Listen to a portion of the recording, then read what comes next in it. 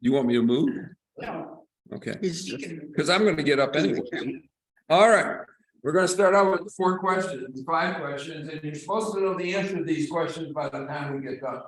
Okay, so let me see how many. We know them now. And we can go on. We can just find out what. You might be the only person. No, you don't need to. First. Did Jim know who was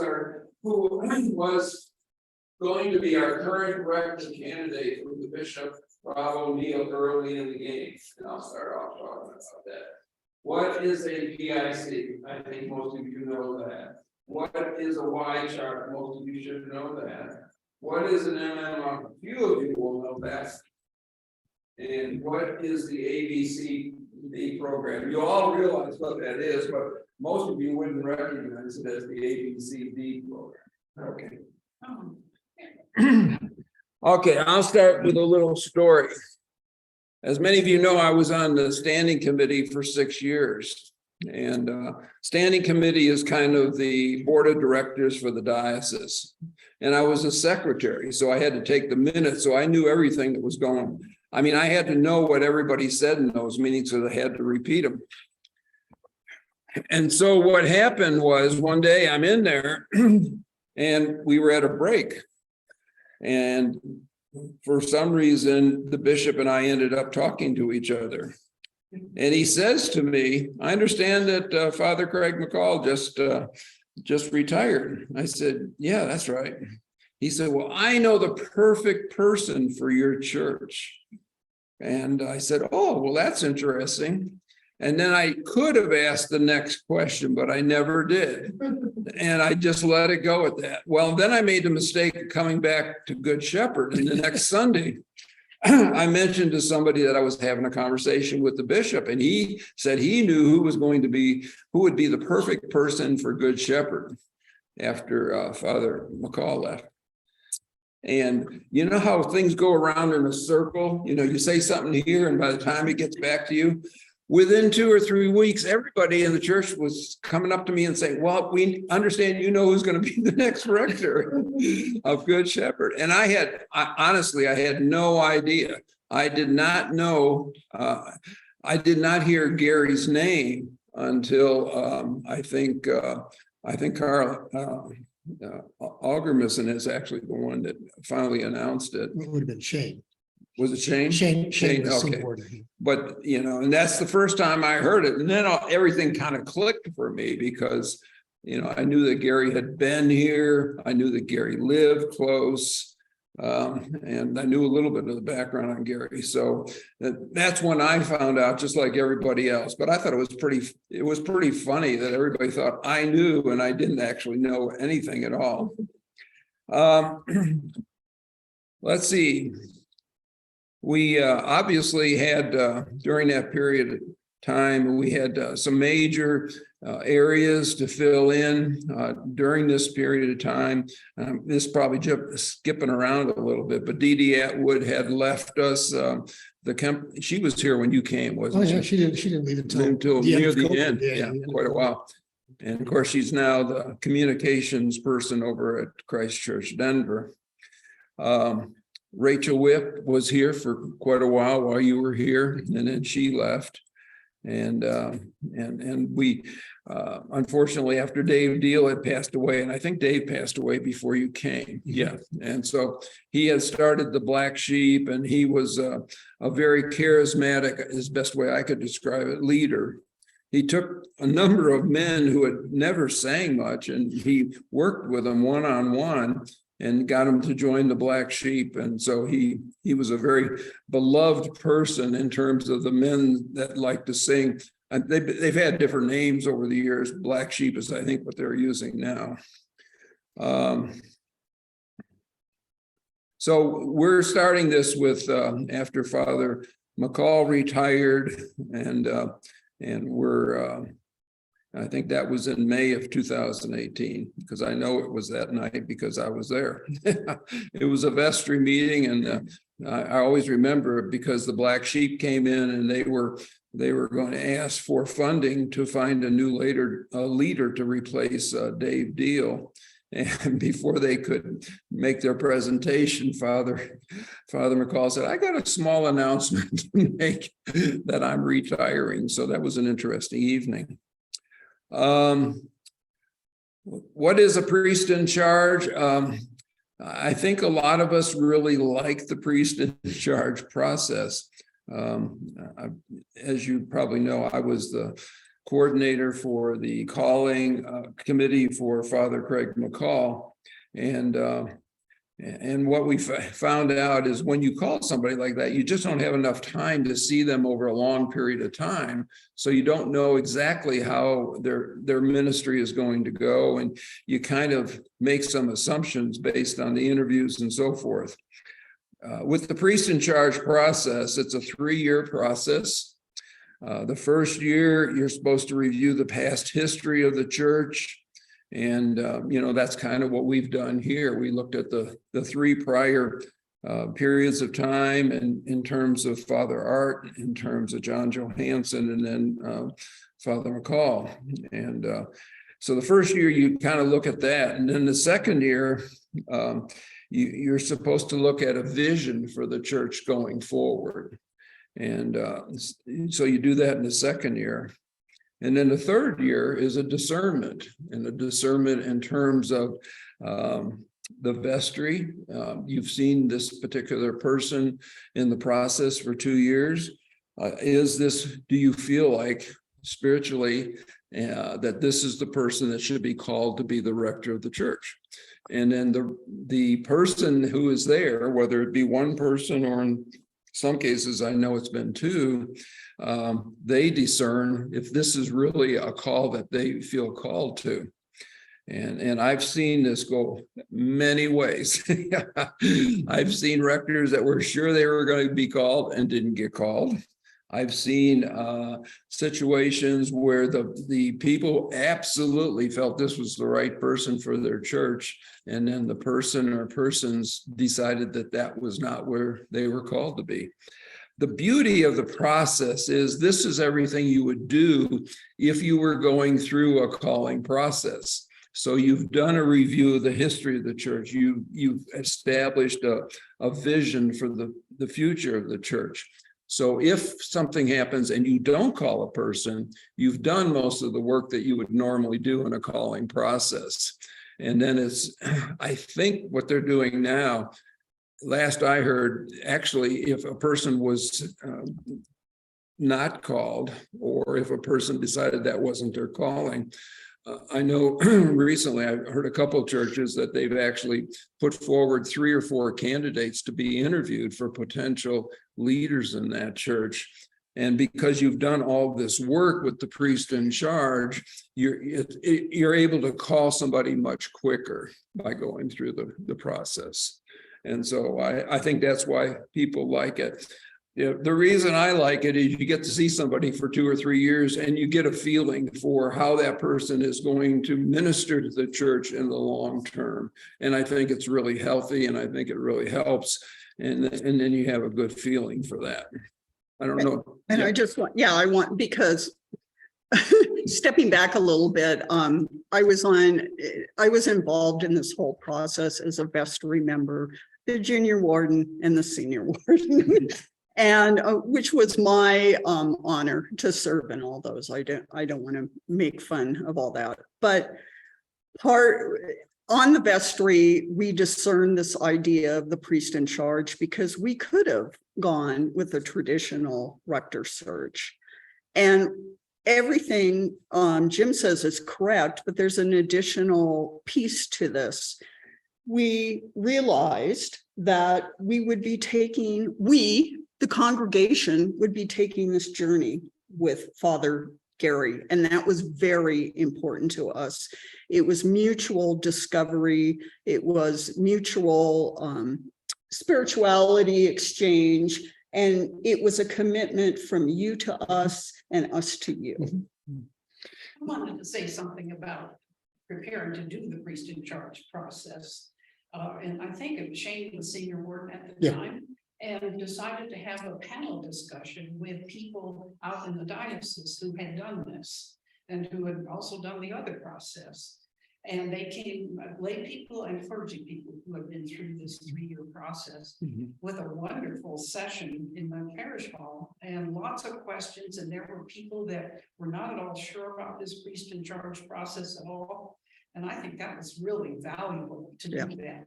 And that's another way of bringing in the whole congregation Agreed. into the process. Yeah, And we tried to do that all through the priest in charge process. We had an initial congregational meeting of what the process was, and then we had table conversations later on where you got to tell us what you were looking for in our next rector and your hopes and dreams for the congregation going forward. Yeah, just to pick up on something that Jim had said. Sometimes a clergy person will go into a priest in charge process with a pretty good idea that they might want to stay. Somebody might go into the process with a pretty good idea that they're only going to do 3 years and allow the congregation to go through a much longer sort of discernment. And it sort of becomes clear to everybody after a year or so that they're not going to stay in. And then, as Jim said, there are these circumstances where the priest in charge may be there for a while, and once the congregation sets its vision, the priest in charge says, maybe not. And that can be revealed at the very end or sort of a little bit earlier on. So it allows, I always used it, always described it depending on who I was talking to. If I was talking to academics, I would say it's like being an assistant professor. That you have all the responsibilities of a full professor. You have to go to committees and you got to do all this other kind of stuff and all this. But at the end of the 3 years, if you haven't published or perished or not. So, but I've also talked about it to folks who weren't academics to say it's kind of like an engagement in the sense that, a real engagement that is still this process that, well, we might not get married. And it's never decided during this period. As senior warden, I led the vestry in discernment to elect our next rector, and it was not a done deal at all. It had a very communal and spiritual aspect to it, and also I asked for feedback from the congregation too at that time. So it's not just a done deal. It's not the bishop telling us, I'm going to put so-and-so in your church. Yeah, ultimately it's our choice. I think I was in CDI, Church Development Institute, just before, as they were going through that. And we had a person there who was a priest, and he was sharing with us, he was absolutely convinced he was going to be called to this church. And when he didn't get called, I mean, it was really dramatic for him. And so you just never know. I mean, it has to be a match on both sides. And I think that's what we're saying. As they were going through this process, I thought I'd just read some of these questions that we actually took sessions to do, because they're great questions to use today. And I do have answers to some of them, but one of the sessions we did, it said, my favorite part of attending church as a family is, fill it in. If we knew we couldn't fail, our ministries to families would. What would you do if you knew you couldn't fail? And in 2025, this is still a good question. When we're talking to new families, we're proud to tell them that Good Shepherd did what between 22 and 25? Interesting question. There was another session. What is Good Shepherd's purpose now on the corner of Dry Creek and Yosemite? Into what are we leaning?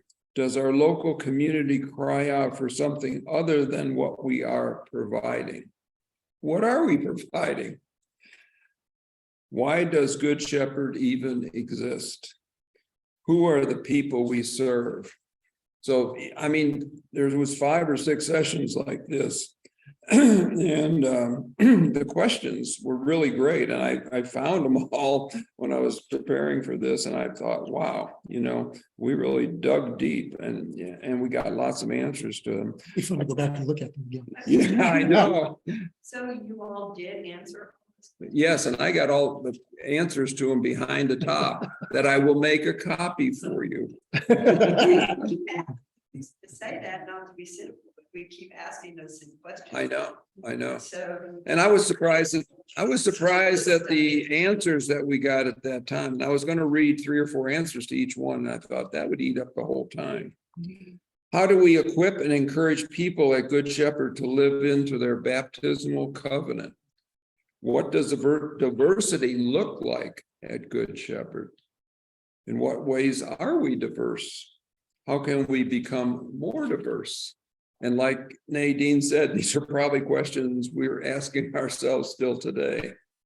What is the purpose of our ministry with children and youth? What is our big picture goal for ministry with youth, children and youth? What are the spiritual needs of the children in our church and our community? When our kids graduate from high school, they should be able to. So, and those are all good questions. This last one, how do we define outreach? How do we want to be involved in it? How do we recognize all the allies that we have? What allies do we need to recognize in carrying out our greater mission? So you're right, Nadine. These are all questions we're talking about right now. And I thought it was interesting that we spent a Sunday on each one of those. And that is what was pulled together into what we call our visioning statement. And I've got copies of the visioning statement in the back. Most of you have a copy already. And and so you're welcome to grab another one of those. Our famous Y chart, I thought I brought one up, and I must have a Y chart here. Our Y chart became very famous because the diocese liked it so well that when one of our diocese conventions, these two actually talked about this Y chart, and in the center of it, and Gary's more familiar with this than even I am, but why? Building relationships with Christ, each other, and the world around us. And you might talk a little bit about where that came from. Sure. Yeah. So many of you may have heard this story, but we had a vestry retreat with Canon Alex Dyer led it, and he showed us a video, TED Talk, I think, by a guy named Simon Sinek, not CYNIC, but SINEK,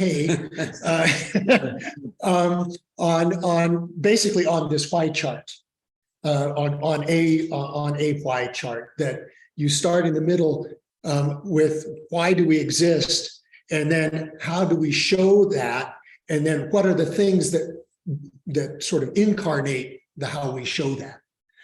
And I thought it was a pretty profound, for me, it was a profound sort of way of thinking about things. And I sat with that idea and all this sort of stuff. And the piece about building relationships, that came out of the visioning process. That was one of the things that sort of bubbled up from the process, that was really central to this congregation, was the building of relationships. And, or at least the congregation thought it was central to the congregation. And so I thought, well, if that's our why, then how, and it's building with each other and the community and with God, then how do we do that? And I hadn't remembered the piece in any kind of a profile about baptismal covenant, but that was one of the things that is key for me. And I said, that's how we do it, is we live out our baptismal covenant. It's got prayer that connects us relationship with God. It's got outreach. It's got relationship with one another, fellowship in the prayer, And then I thought, okay, well, then let's figure out what we're doing. What are the actual things that we are doing that fit with all of those? And so I put together the chart. And if you look at the chart, a lot of it in there's black and then there's pink or magenta. in the what do we do? And there were certain areas of the chart that there wasn't any black, which means that there wasn't really anything that we were doing in those areas of our baptismal covenant. You know, so I was the one that sort of put all of this together. And then they saw it at the office of the bishop, and they said, "Can we shop this around?" And I said, "Yeah." And Karen and I talked about it at a was it one of those rump diocesan convention things? Yeah. When everything was Zoom. Shared leadership. Yeah, shared leadership. Yeah. So we talked about that, but yeah, that was the process about where that came from. And if you've never seen it, you can just you can Google TED Talks and Sinek, SINEK, and you'll find it. It's really good.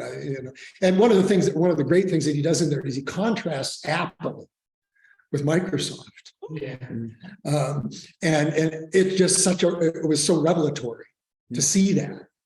So anyway, that's the white chart. And I just wanted to say one thing about our Y chart, because it is a living document. I have found another sort of unintended at the time use for it, or illustration that it gives us of intersexuality, Textuality? no, Contextual? intersectional.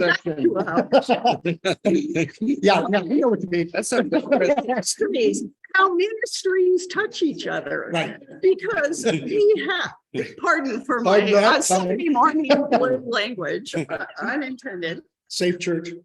Safe church. Because I have seen, as a member of this church, as a ministry leader, I have seen the siloing of our ministries. And one thing that I realized on this Y chart is we do have these common areas of prayer, fellowship, seek and serve, that sort of thing. And those ministries have something in common in those areas. So I have asked Shelley Hitt of Outreach to work with us and come up with things of benefit, and us, I mean congregational care, things of benefit for the people of this church. And I think that is really, really necessary in a modern day church. You have to have that working together, that acknowledgement of common things. And that's another Y chart thing that came out. Yeah. I think too, it was so prescient, and no one could have envisioned that this was being drawn up. What the role is gonna be like 3 years later, 4 years later. Right. And all the changes that we've gone through in the process with COVID and all the rest, economics, politics, everything else, and how well this has allowed us to flex. It just was very forward-thinking in terms of being able to be flexible enough structure that allowed us to make those changes that we need to make to fit at the moment, and sort of almost on the moment, turning from in-person huge groups to totally remote on a dime. Maybe if any, just like this, we went. And this was able to follow us with it and give us some structure to follow. But I think that was an amazing. Yeah, and there's copies of this in the back, but if you read through it, it's real interesting because I've never seen somebody condense down all that work we did in all those sessions in like 4 pages. But Randy Hubbard did a really nice job of that. And we published that in March of 2021, and it was our vision for the future of Good Shepherd.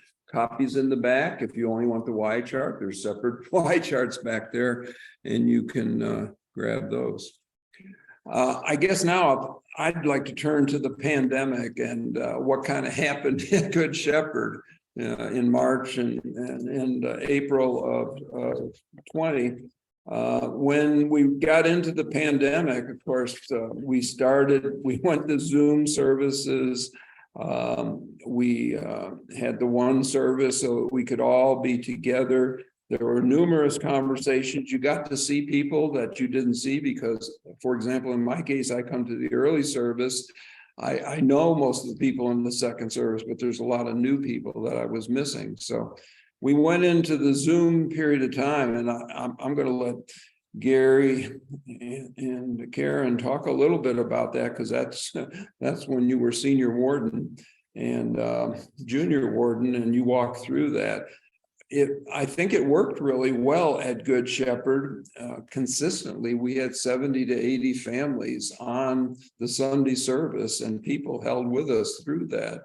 But obviously, a lot of people got very comfortable with, getting out of bed, keeping their jammies on and walking in and have a service, and I think a few people are still doing that. Yeah. Yeah, okay, so I'll jump in here and just say a couple of words about that. One is a lot of churches went to Zoom, and a lot of churches went straight to what I would say is live streaming. So they're just projecting what's going on in the sanctuary, just straight from the projector to your screen, without the interface of Zoom and the Hollywood Squares, right? And so some churches did that, and they had high production values and all of these kinds of things going on. It was slick, and I don't mean to demean that at all. But given the Y chart and our emphasis on relationships, I thought, and was really kind of adamant about this if people approached me, that I was going to stick with Zoom, because people got to see each other. They got to see each other's faces. Whether or not they hung around in the coffee hour and talked was a different thing, but they got to see each other. And I just thought that was really important for this congregation to be able to do that. I was going to try it. I've got photos somewhere. I can't remember. They're not on my work computer. They're not on my home computer, which means I probably downloaded them because they were taking up so much room. But of some of the stuff that we did, so there's a picture of me sitting in my basement, probably in April of 2020. When I've got on my slippers and I've got 3 screens going, and this is when I'm trying to figure out how to, do so, and remembering to turn on share sound and all of those weird things. And, people are texting me saying, it's really fuzzy. I can't do anything about what's going on your side. But we worked our way, through that, and we got better. I was thinking as I was driving over this morning, we did all sorts of illegal things. We were using YouTube videos, and we were just streaming all of this stuff kind of like mad, not knowing about all of the copyright limitations and that. We learned that since, not because we got hurt by it, but it was just became, everybody was doing it, and so we all kind of learned together. So we went into COVID in March, right? And which meant that we all thought we were going to be back in the church by Easter, right? And it became closer and closer to Easter. So how do you do Palm Sunday on? So we had palms outside that people went and got, and we blessed them. The lighting of the new fire for Easter Vigil. I used my brazier in my backyard, and I processed from the brazier up onto the deck and into my house. Susan's videoing this. And I went into the basement and sang the Exultet.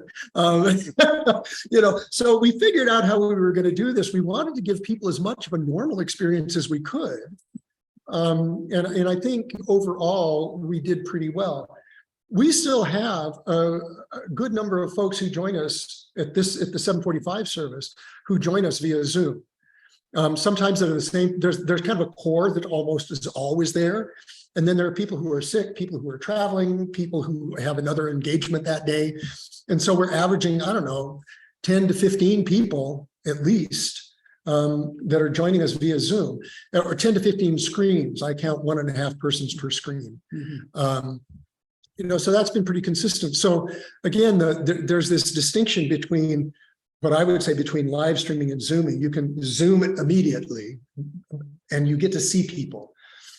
The other thing is that you couldn't do live streaming is that we could have people read the lessons from their basement, their bedroom, wherever they were. It didn't have to come in and have it pre-recorded. And I think that again helped create that feeling that we were here, we were together, that we had. Community. Yeah, that feeling. It wasn't a show, No, it was liturgy. yeah, and- That was the difference for me. We didn't watch the live streams. It was beautiful. The church was beautiful. The music was beautiful. I was watching a show. It was the church. I wasn't participating. And what we had was human. yeah, yeah. Complete with all of its flaws and blemishes and everything else. It was human and it felt human. Right. It felt like a real effort by real people to do real worship. Yeah. Not to present something for So- someone else. So two final comments about that, and then Karen can jump in and say anything that she wants to say about it. There was an upside and a downside, at least one of each. And I'll start with the downside. We did not know how long this was going to go. Yes. And I was the controller of Zoom. So for 2.5 years, I've been the controller of Zoom because we didn't know that I should have pawned it off, because it takes a while to get people up to speed, to know those kinds of things and all of that. Was it worth it? Well, if we're going to go back into sort of normalcy next week, then it's not worth it, so here it was 2.5 years later. So that was kind of the downside. But the upside, and this I'll thank Brother Whit for this, that he said, it's kind of boring to look at something that says the homily and there's this little picture of you up in the corner. And so I thought, well, okay, I can probably, and I started with one slide, kind of like, here's a map, and now I spend probably 10% or 15% of the time of preparing the sermon is to come up with the slides, but I think that what I hear from folks is that visual component is really helpful in ways. It sparks thinking in different ways. It sparks thinking for me in a different way. I'll find that's the right one, and now I've got to tweak this because that's the right picture. So that's kind of the upside as opposed to the downside of me being sort of but I'm really grateful to Elaine who's operating this so I don't have to do it all from my phone, which I can do. So it's I've learned a lot with all of that, and so we're getting past there, and in a few months we'll have somebody else who's able to punch the buttons from the back of the sanctuary. Yeah, I would agree. It was, of course, we all know it was an extremely stressful time. And for those of us who were working at that time, we had double Zoom time. So I spent all day long on Zoom and then church on Zoom. But I will say personally, I have to say this, that to me, it just brought forth tremendous good things too. The ability to envision doing church and what that means, understanding community. It gave me a whole new perspective on what community is, and not just a worshiping community. And I remember on Zoom, somebody would log in as somebody's iPhone. And that just sparked this whole meditation for me where I would pray for Sally's iPhone or Jan's iPhone because I didn't know who that was, but that person was part of the community. We were allowed to do explore the daily office, which has not been a tradition here. With Compline, we had a faithful Compline following which we wrote with Father Gary's counsel on what we could use. Don't go too far out, and we had voices reading that, and it was very meditative and very contemplative. And to me, it was absolutely beautiful.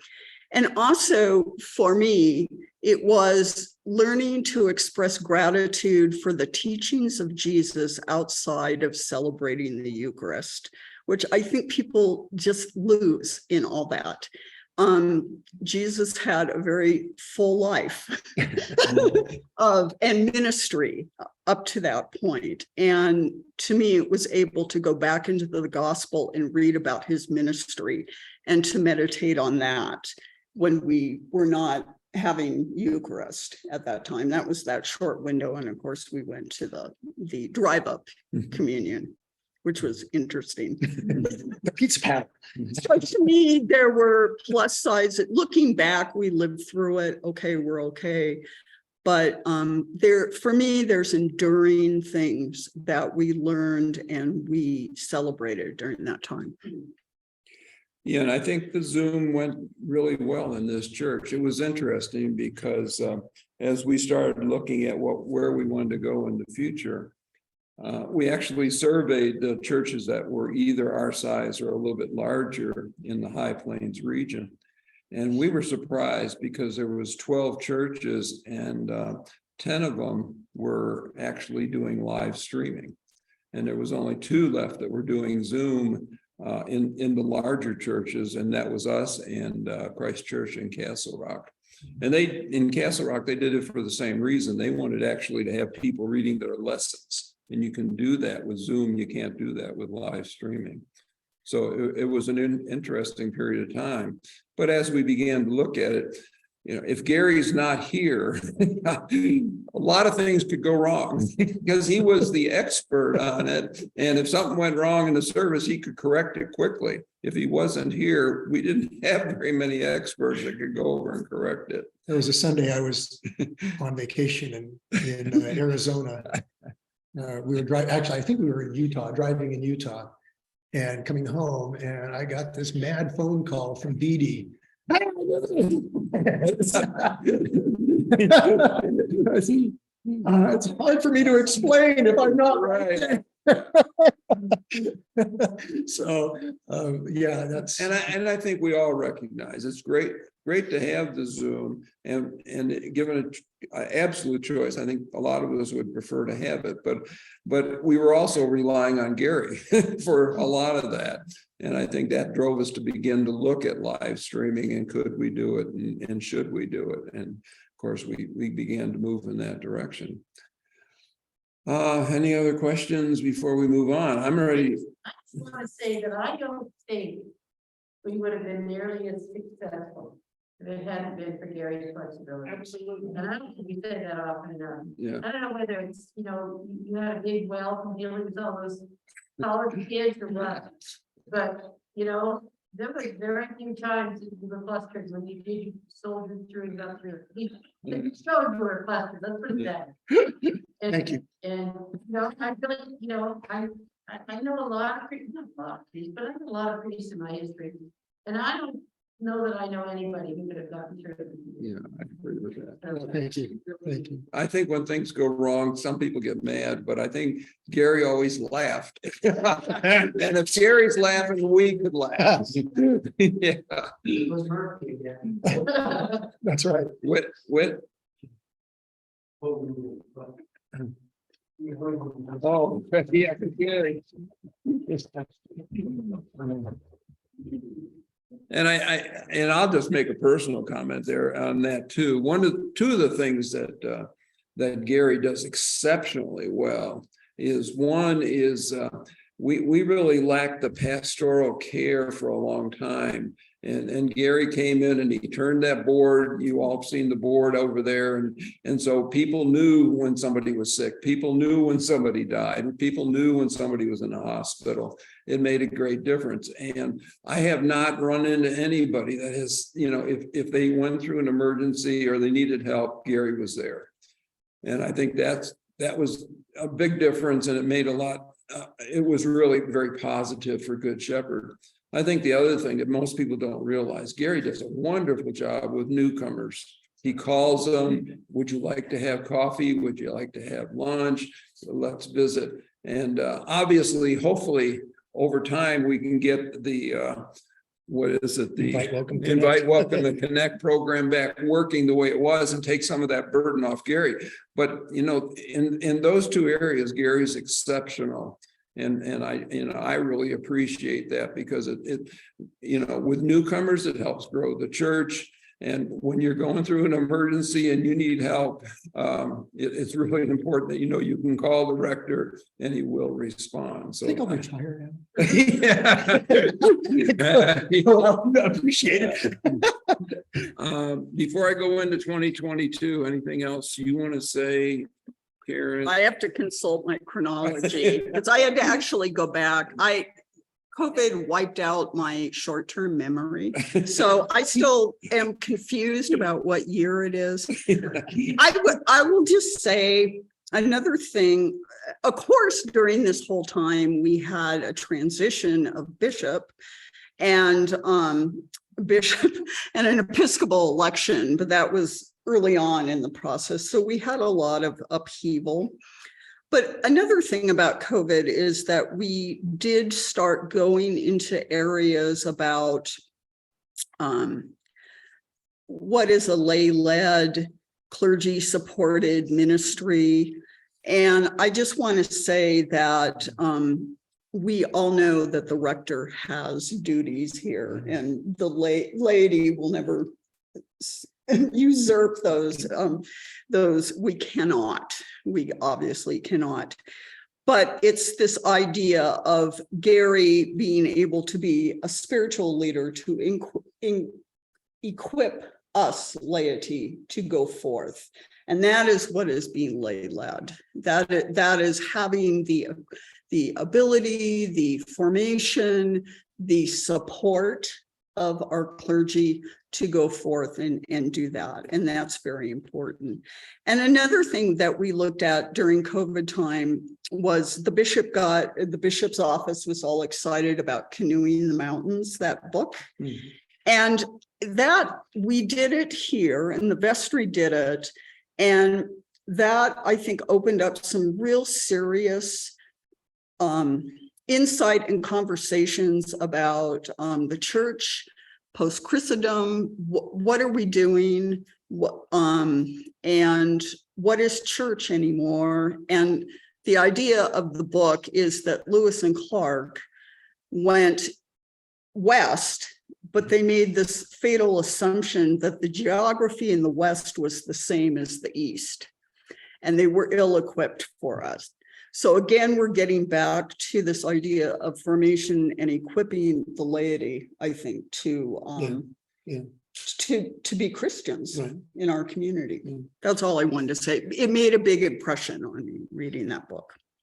So I'd like to just, before we move into the next year that we were wanting to talk about, there are a couple of things that some of you know is that I think it was very early on in the spring of 2020, like January or February. And even in the fall before that, we had 2 major floods in the basement. And so we had to figure out, because we couldn't use our Christian education space downstairs. So we had to figure out how to move the Christian education stuff from room to room, not to conflict with all of the other things that were going on in all of those rooms. And so that was, Carl Algernon, who was senior warden for a couple of years, he said, "Who knew when I was going to sign on? I was signing on for floods and a plague." So we did have that, and then as we were moving through, expecting that we were going to come back kind of significantly in person in the fall of 2021, we spent a lot of time that summer trying to figure out what it was going to look like, what the worship schedule was going to look like, all of those kinds of things. And part of the product of Canoeing the Mountains is that we decided we didn't have some of the resources that we had previously. So to use the analogy of canoeing the mountain, you're taking the piano with you to, over the Rockies, and you just like, no, I ain't gonna go over the Rockies. And so what do you do without that piano? And so we were missing some of those resources. And one of the things that went away as we came out of that, recognizing we didn't have the resources, was this Sunday evening service.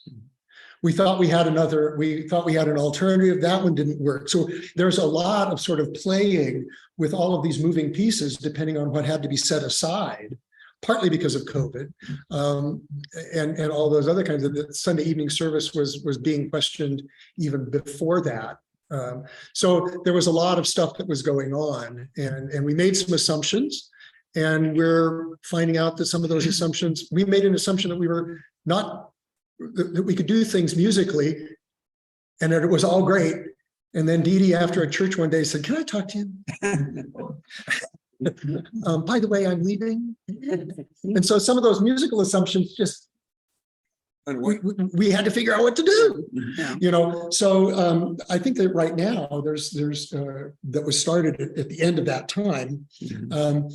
There was flux that has not entirely settled out. It's, you know, you've got cold pressed coffee that the grounds haven't all settled at the bottom yet. Mhm. So in January of 2022, I was summoned to the what do we call it? Principal's office. Principal's That's what you office, call it. that's right. And Gary said, I'd like to talk to you. So we small talked for a while. And finally he looks at me and he says, I don't know how to ask you this, so I'm just going to come out and ask you. And he said, I'd like you to be my senior warden. And my first reaction was, Gary, you want a 75-year-old man to be your senior warden? And he looked at me and he said, yes. And I said, oh my. And I couldn't wait to get home to tell my wife. So, and I graciously, I guess, accepted that, and to an extent a challenge, because I knew we still had the Zoom, we still had lots of things going on. We had come back to services by then, but as you probably noticed it, and I think today was a good example. But if you probably noticed it, people come back, and a previous rector and I had that talk a long time, and it used to be Episcopalians took off the summer, you know, that was their time to take off. And then September, they would come back to the church. Well, what we noticed was in September, kids went back to school. Actually, they're going back in August now. And then all the kids get involved in some sports. And so the family and the parents stay with them and make sure. And of course, those sports, a lot of them are now on Sundays. And that's, you know, the weather is still good in September and October. And what we noticed is in November, suddenly people say, oh yeah, Thanksgiving is coming up, Christmas is coming up, I better go back to church. And I thought this morning was a good example that all of a sudden, all these people are here. And So there's a Broncos game at 11. yeah. So we came back and of course, it's been my pleasure to lead, to an extent, lead the group, or they lead me. A lot of things have happened. Gary explained to me that there was something called the Mutual Ministry Review. And so I had to go find out exactly what that was. And we were really blessed, Vanessa on staff. Gary knew her, and she did our mutual ministry review. And this would be like equivalent if you were working in a company. This would be like looking at reviewing where you are and where you're going, what's going well, what's going wrong. And the vestry does that, and we set up separate sessions to do that. And we got a lot of good feedback out of that from vestry members. And then we made it part of what I believe is the whole parish has got to know what's going on. It can't be just the vestry. And so we've sent that out. If you have never read it, or if you accidentally threw it away, but it was sent out to the entire parish. First, what it is, what we did, what came out of it, and so forth, as a kind of a blueprint. The only thing that really threw me is when it said it's an annual. I thought, oh my goodness gracious, that means we got to do this again next year. Whitney? Well, I did read that when it came out, and there's a lot of unanswered questions in that field. It looks like we decided there was guidance, we had a moderator, there was guidance, and then it's like, okay, what happened with that? And then I'd like to see more than just sending out people to read. There's some things in there to me, with my copy that highlighted a lot, that what happened. Yeah. And there's still up to the year. And we actually came back as a vestry, and there was 4 recommendations out of the report. And we talked about each one of those, and we had a response to that. And a lot of the things we talked about in the original report, I don't think was sent out to all of you, but if you get a copy of the one on the back table, it has all the responses initially that to the report and how they were in our discussion. And that's how Vanessa came up with the 4 recommendations. So I think if you grab another copy of that, Whitney, it'll take you a little bit farther into what came out of it and hopefully where we're going. I'll do that. I had more than 4 things, probably, so I'll be interested to see what. Okay. I came to look, so never mentioned this, but maybe we'll be blessed with the addition of Navy. Yep, Yeah. yep. Last, You might tell the Last- story, Gary. I know the story to an extent, but. I mean, Yeah, well, I think that is an important piece of the last 4 years. Yeah, Mary, it's all Mary's fault. Yeah. Mary and Nadine and I serve on the Board of Examining Chaplains. And I think and there was also some diaconal stuff, and somehow Mary and Nadine had a conversation. Nadine was leaving or had left her previous congregation, and Mary emailed me and said, "We've got this great deacon, give her a call." And so I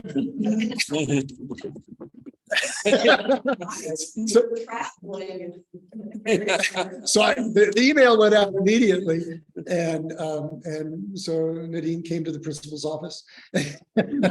Yeah. And we had a conversation, and one of the things that was funny, and this has to do a little bit with the transition of bishops, although there was not a whole lot of rigor previously about how deacons were assigned, but it was kind of like I was calling down to the office of the bishop. How do we get one? If you guys agree, it's fine with me. That's how it worked. And so we said, okay. And so that's where it is. That's how we ended up with Nadine, how she ended up with us. But it's I'm so grateful. And I've been involved in the High Plains Executive Committee for the last 10 years and doing that work. And after Nadine came the next meeting, 4 or 5 rectors came up to me and said, "How did you get a deacon? We want a deacon." And I will never forget one worship service where it was retired Bishop Chris, Gary, Nadine, and me as a server. And it was probably the first time in my memory that we had all orders. Yeah. It was funny, this morning, we had two priests, a bishop sitting here, Nadine and me up here for this 7:45 service. That's probably one of the first times that's happened. Yeah. That was a lot of fun. I mean, it's just, you go, yay for Yeah. my church when you see that. Yeah. And if you don't know the statistic, we've got 24 churches in High Plains region. We have 2 deacons. I found out there's actually 3 of them. Is there another one? Okay, so, okay, we got 3, but 3 out of 24. And of course, we're very pleased. One of the things I've got up there is the ABC, which I had actually gone through the program. And ABC actually stands for Asset-Based Community Development. And it's a way of reaching out into the community. And then people heard it called the call to transformation. And then in the church, it's really become known as the gifted and gathered and gifted. And I mean, it is fascinating how that worked, because my wife and I attended the session she did in Lent. I'm trying to remember when that was. In Lent, we did a session, and it really energized the church. And I think most of you remember when we did that. It was a Sunday, wasn't it? Sunday afternoon, yeah. And we had like 70, 80 people here talking about gifted and gathered and what were their gifts and what could we do with those gifts and so forth. And it's one of the ways that Nadine has been a blessing to us, from the standpoint that it really energized a lot of people in the church who weren't all that active, but now where we go from here. Well, that's why I want those documents. That will help. Yeah. And so, so there's a lot of answers to be answered, but I would second and third what other people have said is Nadine has been a blessing to us and her ministry, and we're really pleased and proud to have her part of our community. And I know we had lots of conversations at the diocesan convention, and lots of talk about not necessarily deacons being necessarily associated just with one church, but maybe being associated with two or three. And that's in the future. I know. Think about it, it's where do deacons come from? And how do we get raised up? And if they come from churches, they get raised up from inside churches. Right. And, you know, I do that, but everybody can participate in this exercise. Right. Noticing. Well, and I think it used to be if you raised up somebody, you figured that's my deacon. I just yeah. Yes, the bishop's deacon. Yeah. So I think that answers that. I think the MMR, I was trying to sit there and think about things that we've done this year that have really been positive. I know nobody thinks much about this, but I think the response we saw to actually moving forward with upgrading the sound and the live streaming in the parish in the sanctuary was real positive. And I know a lot of people were really upset when we did the whole thing because we had to move fast. When we finally decided, the vestry decided they approved it, because I was trying to stay away from the normal stewardship program and yet try to do a capital campaign in 1 month. And I'll always remember this because we really pushed Gary to get involved. And once he started making announcements and talking about it, the campaign just took off. And of course, it was highly successful. As most of you know, we were trying to raise 45,000. We raised about 54. And we had several people come to us and say, look, I know you're not asking for a pledge for next year, but we will pledge this amount for next year so we can make sure the project gets to completion. And the project now is about a $78,000 project, the way we've got it laid out. And we've raised over $70,000. And so right now, if I had to go out and say we need additional money to finish the project, we only need about $3,000. So that was, you know, a really positive reflection on people once they understood what we were trying to do and understood that it was part of an upgrade for our sanctuary, but it was part of our overall service to make sure everybody could hear well and that people could be involved and moving forward. I don't know if live streaming is better than Zoom, but at least Gary doesn't have to operate it all. Well, they overlap. Yeah. Live streaming is just sending it straight out rather than a production that goes out. We live stream Zoom. It's going out every Sunday morning. It's live. And, you know, whether we end up doing that in the sanctuary the way we've been doing it here is a different question. I would say, I was just going to say, and it's very, very important for us to include everyone. And I am hearing impaired. And so you've heard from certain people have heard from me. I am excluded from aspects of our service. When people speak from the pews, I can't hear that. I ask Gary, please have them go. Same with visually impaired. That's why I think it's fantastic that you are taking that piece and inserting it in your sermon. That's incredibly important. As a church, let us think about who else is being left out of not just worship, but of church and how we can address that. And these are very concrete examples of that. the only other thing I would say, we're going to have to stop because I need to roll that into the other Yeah. room because we don't have everything in there yet. Is that, you know, there were some other things that happened over the, we were Zooming, right? And socially distanced, yet we figured out how to do a living nativity. Yeah. That first one was really, really successful because everybody was still so isolated. The next year, the isolation had broken a little bit and it wasn't as successful in that way. And so that's why they're talking about doing it indoors one day during the church, on a Sunday morning. Because we've got all of this stuff, right? We want to use the stuff that we made. So, so that was one of those great sort of opportunities. We had at the end of the annual meeting in 2020, we had a number, three people come up and say, we want to establish a fund committee And I said, go for it. And then COVID hit.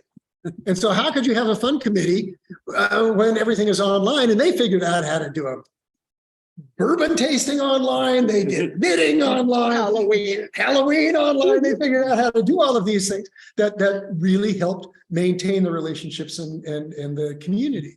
So it was a time of trial, certainly, but it was also a time of learning. And I think that as those of you who heard my sermon, or those of you who will hear my sermon, is that there's some stuff that we learned and that we'll keep, but there's still this desire to say, okay, it's done, plague's over, back to normal. Yeah.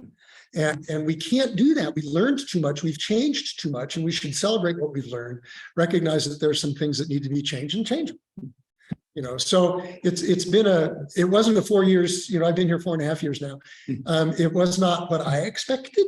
There's, oh yeah, I'll do that. Oh, by the way, yes, as Carl Adams would say, oh, good, two floods and a plague. You know, but And he had a new job too at the time. oh, and Carl, Carl. yeah. So that's why Empower Field is called Yeah. Empower Field. So Yeah, anyway, I will say one thing to finish up on explanation for a lot of you. We found out we had major foundation problems at the church. We kept it pretty quiet, but we found that water was getting up against the building, getting in, and we have bentonite. So when water gets in there, it expands, bentonite dries, goes back, and it was causing cracks. There's actually a number of cracks around the building. And so that's why we redid the patio. That's why we put most people think, oh, they finally put a sidewalk to the back porch. We put the sidewalk along there to get the water away from the foundation. And all that work was being done too. And it was pretty important work because, you know, we got to take care of the building as well as taking care of the spiritual needs of all the Right, people. right. So, yeah. yeah, and the Vestry Building and Grounds did great work. Tell us that the mortgage got paid. And the And the mortgage got paid off. Yeah. We spent 15 years trying to pay off that 750,000. And I think we were all proud of that. And it was a blast to use the mortgage to light the new fire. When I told fellow clergy, they said, I wish I had a mortgage to burn. So they could do that. So anyway, it's been an interesting road. And we got an exciting future and, I think things are going well.